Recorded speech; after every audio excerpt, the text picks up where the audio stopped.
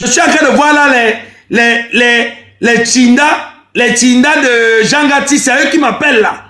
Je ne sais pas pourquoi ils sont en train de m'appeler. Je ne sais pas pourquoi ils sont en train de m'appeler. Et bien, Jean Gatti vient souvent en Europe.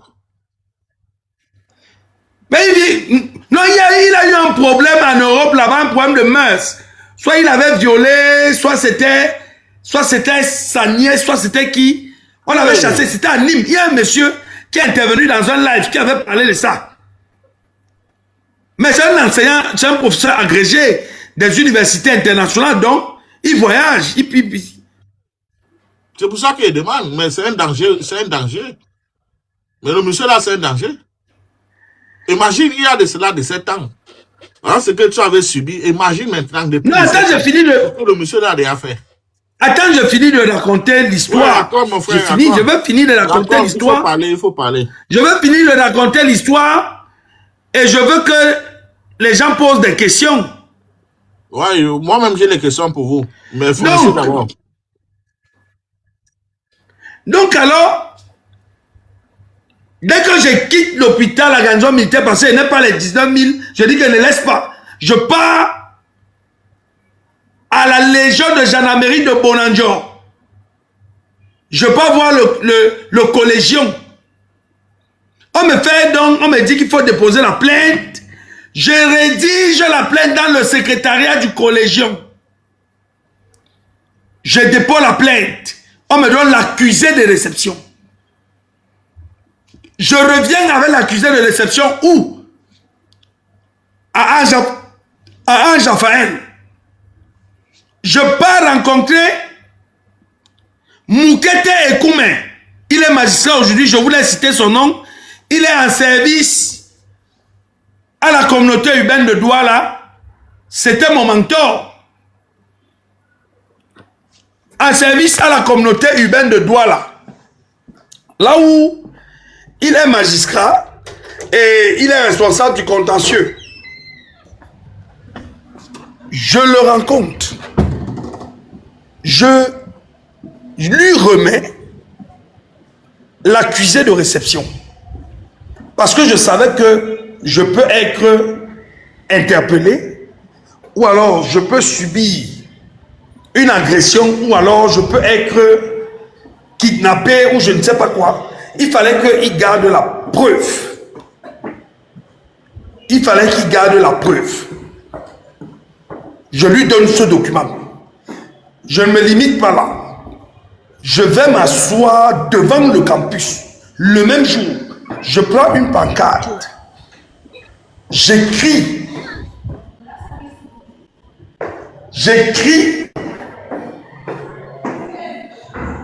Non à la sodomie, non à ceci. Bref, j'écris tout ce qui m'est arrivé. Lorsque je fais ça, je ne peux pas chercher là. Lorsque je fais ça, je m'assois là, je dis que je fais une grève de la faim. Je dis que c'est la grève de la faim. La grève de la faim en question, je la mène pendant toute la journée. Toute la journée, je suis assis là. Je vois, il y a certains journalistes qui viennent. Ils m'interviewent, parmi lesquels un certain Luc Ngacha. Luc Ngacha, il était journaliste, je crois, à l'époque, dans un média qu'on appelait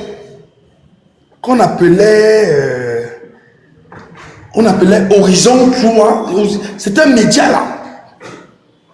Il m'interviewe. Lorsqu'il m'interviewe, il est le tout premier à relayer cette information dans les médias classiques. Quand Jean Gatti, Bruno Bokolo Ebe, Modi Koko Bébé, lorsqu'il voit ça, j'ai même sauté une étape où, quand je quitte de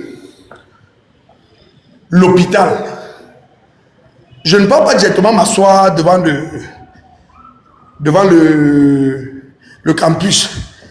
Je pars d'abord voir un enseignant qu'on appelait le docteur Ndjamé. Le docteur Ndjamé. À l'époque, il était docteur. Aujourd'hui, il est professeur. Je rencontre le docteur Ndjamé. Le professeur Ndjamé, aujourd'hui retraité, il allait en retraite en tant que secrétaire général de l'INSECT. Je le rencontre et je lui pose le problème. Il me prend la main. Il m'amène chez le doyen Maudit Coco Bébé. Il est vivant, les deux sont vivants. Maudit Coco Bébé, écoute, il me regarde comme ça, il fait comme un chat, il ne dit rien. Il ne dit rien, Maudit Coco Bébé. Il me rend compte que, mais, ici, là, le type, c'est qui est le doyen. On vient lui poser un problème aussi grave. Il ne fait que regarder, il regarde. Je me rends compte que ici, là, je suis fait. Il faut que j'expose les gens-ci. Ils veulent me tourner en bourrique. C'est comme ça que je pars de m'asseoir devant le campus pour faire la grève de la faim. Quand je m'assois devant le campus, toute la journée, mes camarades viennent là, ils m'encerclent. Les gars voient que, non mais, le gars si, il y a la foule. La foule est là, les étudiants ne veulent même plus aller faire cours. La foule est pleine. Les étudiants sont en train de le suivre. Dans la nuit, comme je suis en train de faire la grève de la faim là, ils viennent me kidnapper. Un certain Ibiotu, il est aujourd'hui au Canada. Un certain Achinois, il est aujourd'hui responsable au niveau de la faculté des sciences économiques et gestion appliquée. Un certain Vandam, un certain Desailly, il me kidnappe, les gars m'amènent à l'hôpital à Kentini, ils me jettent avec la complicité du docteur John, qui était enseignant à l'université de Douala, en faculté de sciences, de sciences médicales et biomédicales, faculté de médecine et sciences biomédicales, voilà. Qui était très ami avec Maudit Coco Bébé, très ami avec Bruno Bokolebe, très ami avec Jean Gatsi. Les gars partent me jeter où? Au cabanon. Dans la nuit, vers les 23 heures. Sans appeler mes parents, sans mon consentement, ils me jettent là-bas. J'ai fait 3 jours là-bas, personne n'a su où j'étais. C'est au bout du 4e jour que j'ai un ami, il est vivant.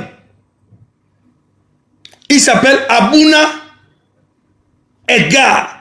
Il vit aujourd'hui au Canada, il peut témoigner. Il peut monter dans ce live et témoigner. Abouna Edgar Damas était de passage à l'hôpital à Kenji. Je ne sais pas qui partait voir. C'est lui qui remarque ma présence là-bas. C'est lui qui contacte mes parents. C'est là où, quand les gars de l'hôpital à Kenji se rendent compte que les parents vont venir, ils alertent le docteur John qui alerte les gars de l'université, ils alertent Maudit Coco, ils alertent Bruno Bokolebe, ils alertent Jean Gatti, les Jean Gatti, Bruno Bokolebe, Maudit Coco Bébé, partent payer Equinox Télévision. Écoutez bien. Écoutez bien. Ils partent payer les journalistes d'Equinox Télévision. Pour que ces journalistes-là viennent rapidement me filmer comme je suis là-bas au cabanon. Les journalistes viennent filmer, hein, pour après aller montrer les images à mes camarades. Pour leur dire que le type qui dit les choses là depuis là, le type qui dit qu'il a été agressé là, en fait, tu es un fou. Alors, quand mon père arrive avec ma mère, ils disent à mon père que non, la seule chose qu'il y a à faire là maintenant, c'est que pour sauver l'année académique de ton fils, tu dois faire une lettre. Là où tu dis que ça fait quelques semaines, il a atteint d'une maladie mentale. Cette lettre-là, mon père l'écrit. Cette lettre-là existe. Je vous l'ai présentée ici sur les réseaux. Elle a été écrite en 2009. Elle existe. Mon père l'écrit, il la leur donne. Eux, ils veulent la lettre pour faire quoi? Pour démontrer que, en fait, ils avaient le droit de m'emmener là-bas. Alors, quand je sors de là, je repars au campus. Arrivé au campus, je trouve qu'ils ont donné instruction à Vandam, qui était vigile, à Dessaï et aux autres vigiles de m'interdire tout accès dans le campus. Donc, ils m'interdisent d'entrer dans le campus. À l'époque, ils ne m'avaient pas encore envoyé. Hein. Mais ils avaient déjà donné instruction aux vigiles de m'interdire d'entrer dans le campus. Mais avec mon insistance, que moi je voulais toujours aller faire cours, que je vais aller faire cours. C'est comme ça qu'en catimini, les gars décident donc de me renvoyer. Sans me servir une décision de renvoi. Sans me convoquer en conseil de discipline. Ils me renvoient. Attends, Jacques. Ils annoncent seulement communiqué. Jacques, one second.